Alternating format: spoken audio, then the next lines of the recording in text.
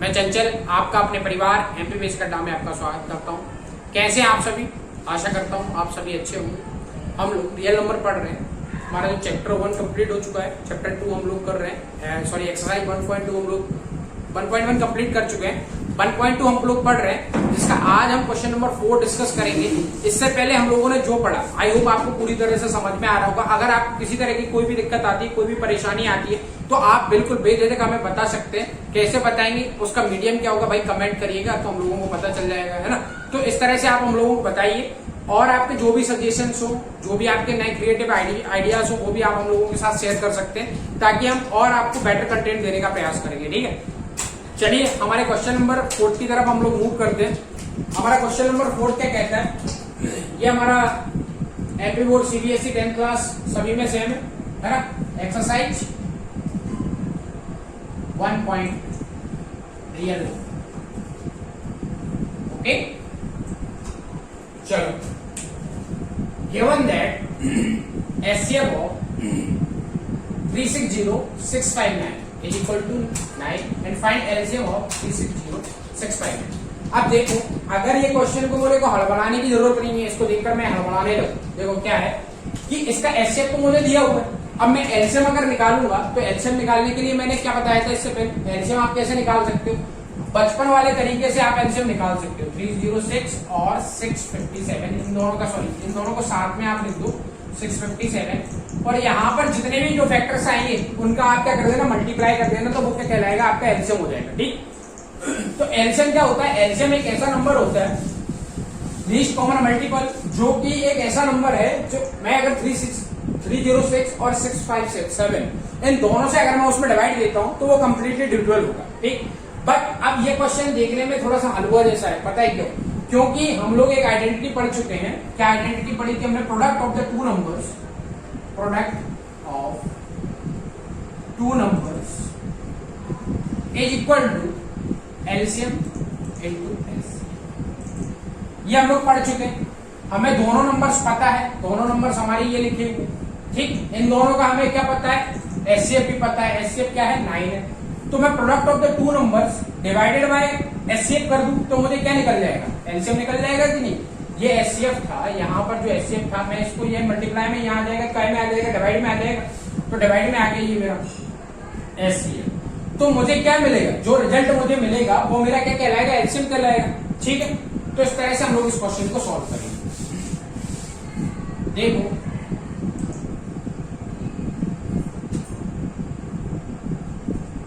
ठीक, क्या लिखोगे आप, जो डेटा आपको गिवन है वो लिखो। गिवन एचसीएफ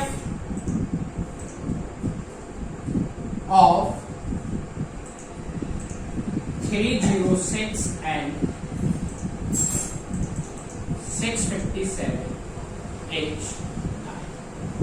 ठीक, तो एचसीएफ क्या है, एचसीएफ इन दोनों नंबर्स का क्या है, 9। ठीक, मुझे ये बात पता चलती है, इन दोनों नंबर्स का क्या है, एचसीएफ जो है वो 9। ठीक, मुझे फाइंड क्या करना है,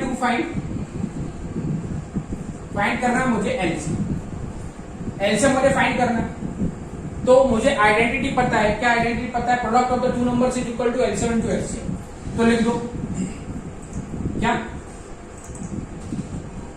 प्रोडक्ट ऑफ टू नंबर्स। अब ये नंबर्स आप ऐसे भी लिख सकते हो और NUMBERS करके भी लिख सकते हो। ठीक, equal to LCM into HCF.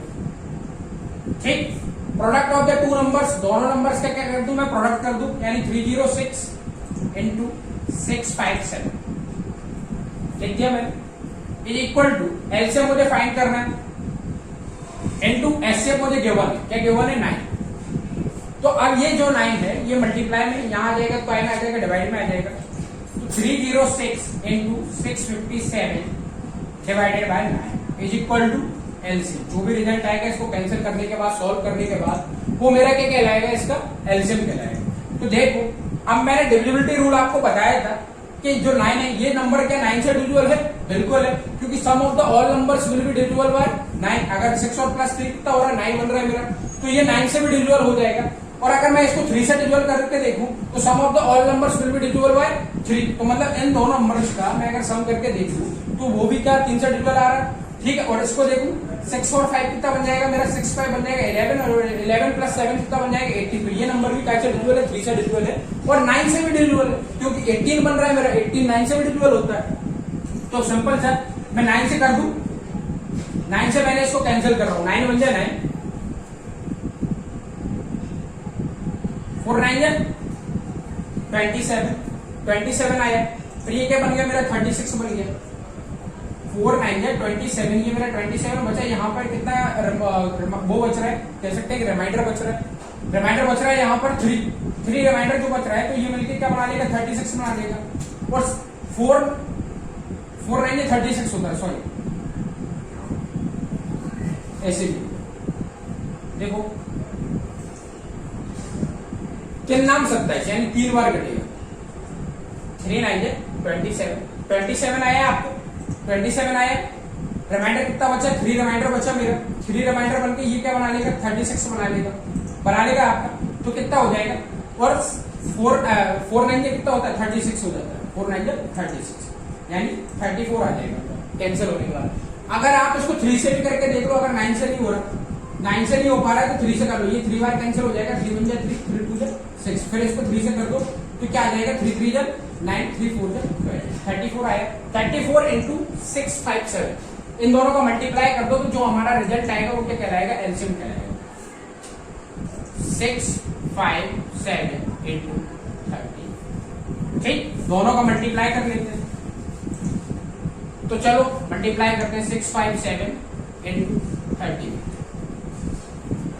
4 7 जा 28 कैरी 4 5 जा 20 और 20 प्लस 2 यानी 22 का 2 कैरी 2, 4 6 जा 24 24 25 26 आया। 3 7 जा 21 का 1 कैरी 2, 3 5 जा 15 15 प्लस 2 15 प्लस 2 17 कैरी 1, 3 6 जा 18 और 1 19 आया आपका। ऐड कर दो इनको, 8 3 6 और 6 12 और 1 13 कैरी 1, 9 और 1 10 और 2 12 कैरी 1, 2 2 3 3 8 आया आपका। तो ये क्या कहलाएगा, आपका एलसीएम कहलाएगा। तो हमारा एलसीएम क्या आ जाएगा, एलसीएम आ जाएगा 2 2 3 3 8। यही हमें फाइंड करना था। आई होप समझ में आ गया होगा आपको किस तरह से निकालना होगा। आप इसके जैसा अगर आपको और भी कोई क्वेश्चन मिल जाए, उसमें यहाँ पर क्या कोई भी वैल्यू चेंज करके दे देगा और यहाँ पर उसका एचसीएफ कुछ और आ रहा होगा, तो हमें एलसीएम निकालना होगा। तो आज से हम लोग क्या सीख गए, हम लोगों ने एक आइडेंटिटी याद करी, product of the two numbers is equal to LCM into HCF. अब अगर वो एलसीएम देता है और दोनों नंबर दे देता है, या फिर कहता है कि भैया एचसीएफ दे रहा हूं और 2 नंबर दे रहा हूं, या फिर वो क्या करता है, वो करता है कि एक नंबर दे देता हूं मैं आपको। चलिए मैं बोल रहा हूं कि भैया वो एक नंबर आपको दे रहा है, आपको क्या दे रहा है, वो 306 एक नंबर दे रहा है और आपको सेकंड नंबर वो पूछेगा, सेकंड नंबर आपसे पूछ सकता है और उसका एलसीएम और एचसीएफ दोनों गिवन दे सकता है। तो एचसीएफ उसने दे दिया 9 और एलसीएम दे देगा वो 2 2 3 3 8। तो यहां से भी आप इसको इस तरह से सॉल्व करके निकाल सकते हैं, किसी तरह की कोई समस्या नहीं आएगी इसमें, है ना। समझ में आया।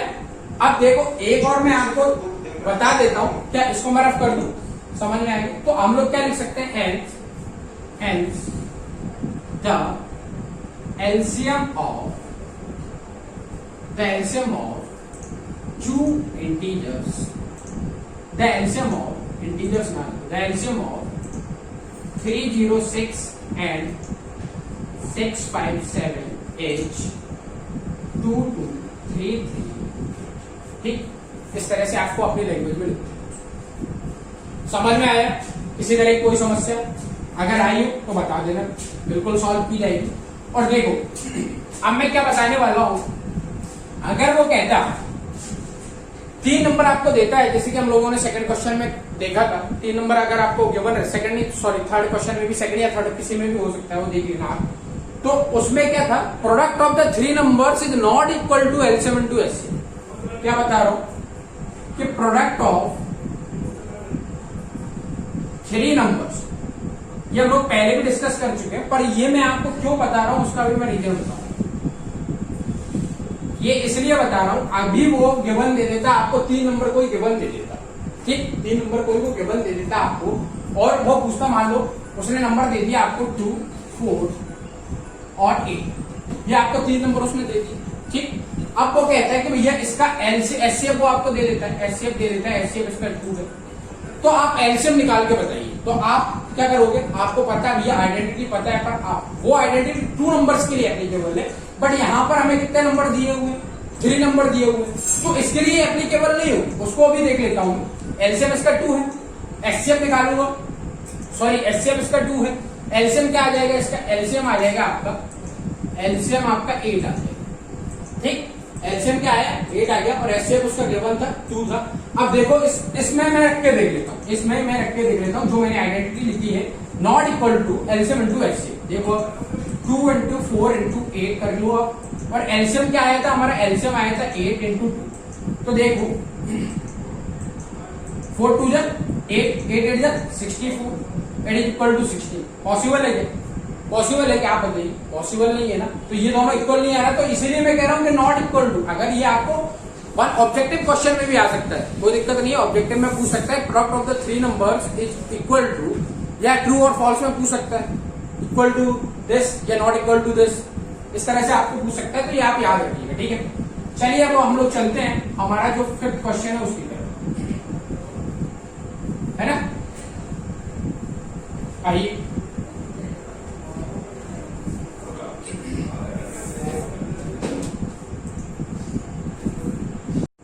तो चलिए, आपको जो हमारा 4th क्वेश्चन है वो आपको समझ में आया होगा, ठीक है। अब हम लोग चलते हैं हमारे 5th क्वेश्चन की तरफ, जो हमारे बुकलेट में गिवन है। Check whether 6 to the power n can ends with the digit 0 for any natural number n। कह रहा है कि 6 to the power n, आपको चेक करके बताना है कि 6 to the power n कहां पर, किस नंबर पर, जब मैं n की कोई भी वैल्यू रखूंगा उसमें, n का क्या बोला गया, n एक नेचुरल नंबर है, n एक नेचुरल नंबर है। अगर मैं कोई भी नेचुरल नंबर की value 6 to the power n में अगर n के प्लेस पे पुट करता हूं, तो किस पावर पर, किस n की वैल्यू पर वो क्या आ रहा है, उसका लास्ट डिजिट या कह सकते हैं कि यूनिट डिजिट 0 आएगा। ये आपको चेक करके बताना है, ठीक। तो देखना, एक मैं आपको एक बता रहा हूं कि जब भी हम लोग इसके बारे में जो यूनिट डिजिट होगा, यूनिट डिजिट हमारा कब 0 बनेगा, यूनिट डिजिट 0 बनने की कंडीशन क्या है, यूनिट डिजिट बनने की कंडीशन है उसका मल्टीपल जो होना चाहिए, जो हमारे प्राइम फैक्टर्स होंगे वो 2 और 5 होना चाहिए। 2 और 5 जब प्राइम फैक्टर्स अगर कह सकते हैं उस वैल्यू में, या फिर कह सकते हैं कि क्वेश्चन हम लोगों को गिवन है उसमें अगर उसके प्राइम फैक्टर्स अगर 2 और 5 हैं, उसके अंदर उसमें 2 और 5 उसके प्राइम फैक्टर्स आते हैं, तो वो क्या बनाते हैं, वो उसका लास्ट डिजिट जो होगा यूनिट डिजिट, वो क्या बनाएगा, 0 बनाएगा। देखो जैसे कि 2 इंटू 5 क्या बना लेगा, हमारा 10 बना लेगा। अगर मैं इसी तरह आपको देखो 2 इंटू 5 इंटू 2 इंटू 5 करता हूं, तो ये क्या बनाएगा आपका, ये बनाएगा आपका 100 बनाएगा, 100 भैया इसलिए बनाएगा 5 5 के 25 इंटू 4 कितना हो जाएगा, 100 हो जाएगा। तो मतलब मेरा कहने का मतलब क्या था, अगर मैं इसकी पावर n रखता हूं, तो मैं अगर इसको n के प्लेस पे क्या रख सकता हूं, नेचुरल नंबर, कोई भी नेचुरल नंबर जो हमारे क्वेश्चन में गिवन 1 2 3 4 जो आपको मन करे, 100 1000 जो भी नंबर आप रखोगे, हमेशा उसका यूनिट डिजिट क्या होगा, 0 होगा, ठीक। कंडीशन क्या है, प्राइम फैक्टर्स का जो होना चाहिए, product of the 2 prime factors which makes unit digit is 0, they are 2 and 5। वो क्या होना चाहिए, 2 और 5 ही होना चाहिए ना। 2 और 5 अगर वो होंगे तभी क्या बनाएंगे, वो उनका यूनिट डिजिट जो होगा वो क्या बनाएगा, 0 बनाएगा, ठीक। तो ये चीज मुझे समझ में आ गई। अब मैं देखना n के प्लेस पे क्या रखा था मैंने अभी, 1 2 3 4, इस तरह से मैं नंबर्स को रख के देखूंगा। n क्या है, नेचुरल नंबर है जो कहां से स्टार्ट होता है। अगर मैं आपसे पूछता हूं कि स्मॉलेस्ट नेचुरल नंबर क्या होता है, तो आप बताएंगे 1, ठीक। तो अब मैंने n के प्लेस पे 1 रख के देखा, 2 इंटू 5, तो ये क्या बना लेगा, क्या बना लेगा भैया, 10 बना लेगा। 2 इंटू 5 इंटू 2 क्या बना लेगा, 10 बना लेगा। इसी तरह अगर मैं n के प्लेस पे क्या रखता हूँ, कोई नेचुरल नंबर 2 रखता हूँ, अब मैंने 1 रख के देख लिया, अब मैं 2 रख के देख रहा हूँ, तो ये क्या बना लेगा, देखो 2 इंटू 5 क्या हो जाएगा, 10 10 की पावर 2 यानी 100। इसी तरह 2 इंटू 5 की पावर में क्या कर दूं, 3 कर दूं, तो ये क्या बनाएगा, 1000 बनाएगा। अगर पावर में 4 कर देता हूं तो क्या बनाएगा, 10,000 बना लेगा। इस तरह से क्या है, अगर कंडीशन क्या आपको क्या समझ में आया, यहाँ पर समझ में हम लोगों को ये आया, अगर 2 प्राइम फैक्टर जो क्या बना रहे हैं, 2 और 5 ही प्राइम फैक्टर्स ऐसे हैं, जो हमारे 2 और 5 प्राइम फैक्टर ही ऐसे हैं जो क्या बनाते हैं, यूनिट डिजिट पर 0 बनाते हैं। ये बात आपको समझ में आ गई। चलिए अब हम लोग चलते हैं हमारा जो क्वेश्चन है सॉल्यूशन। तो यहां पर हम लोगों को चेक करके बताना है। तो हम लोग लिखेंगे पहला statement, we very well known that we very well know that the only we very well know that 2 into 5 is only prime factors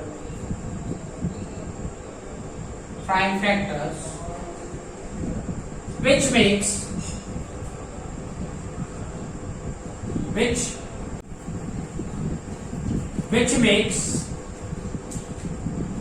zero in unit place.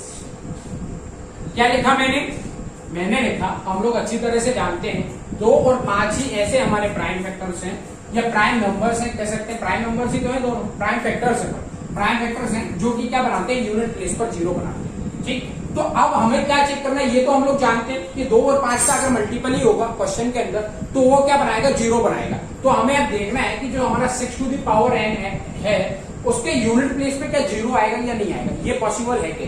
तो देखो अब मुझे चेक करना है कि भैया now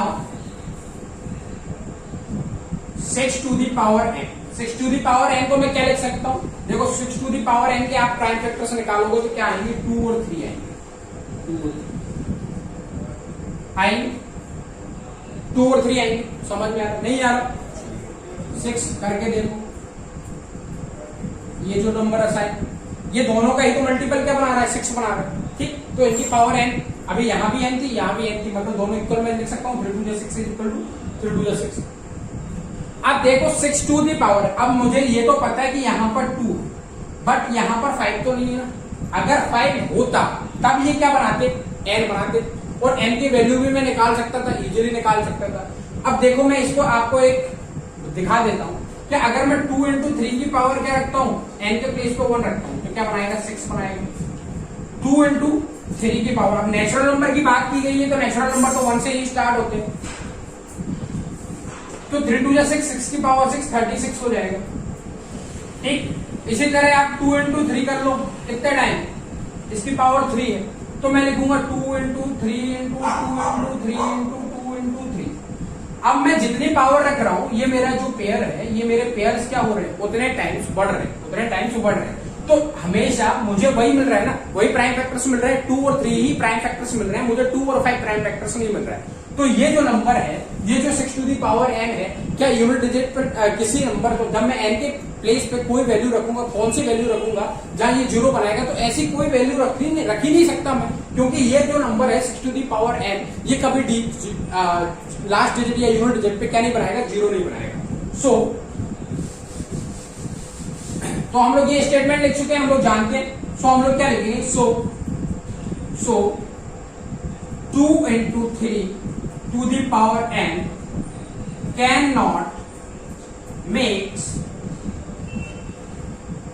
zero in unit place। ठीक है, तो ये जो नंबर है क्या नहीं बनाएगा, यूनिट प्लेस पे जीरो नहीं बनाएगा। अगर आपको दे देता, इसकी जगह अगर आप मान लो आपको दे देता, क्या दे देता, 5 टू दी पावर n दे देता, तब बनाएगा क्या भाई, तब भी नहीं बनाएगा। 5 into 1, मतलब 5 और 2 और 5 का कॉम्बिनेशन होना चाहिए, 2 और 5 का पेयर्स बनना चाहिए।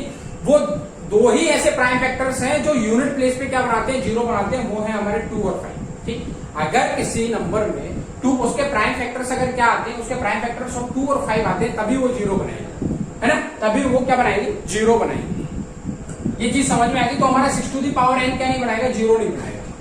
अगर इसके प्लेस पे वो दे देता, कब बनाएगा भैया, मान लो 10 दे, 10 तो दे नहीं सकता हूँ, 10 तो क्या है, खुद यूनिट प्लेस पे जीरो आ रहा है, तो सबसे ऐसा कोई नंबर देगा ही नहीं। अगर वो देगा आपको तो दे देता है, मान लो 25 दे देता है, 25 5 into 5 होता है, तो इस तरह से वो देगा आपको। क्वेश्चन आपको समझना क्या है, आपको समझना ये है कि उसके प्राइम फैक्टर्स 2 और 5 आ रहे हैं, अगर उसके प्रोडक्ट में मल्टीपल में, तो क्या बनाएगा, वो जीरो बनाएगा, अन्यथा अगर नहीं आ रहा है तो वो जीरो नहीं बनाएगा। ठीक है, आपको ये समझ में आया होगा, आई होप आपको अच्छी तरह से चीजें समझ में आ रही होगी, है ना। अगर आपको किसी तरह की कोई भी दिक्कत आ रही है, कोई भी परेशानी आ रही है, तो बिल्कुल आप मुझे बता सकते हैं हम लोगों को।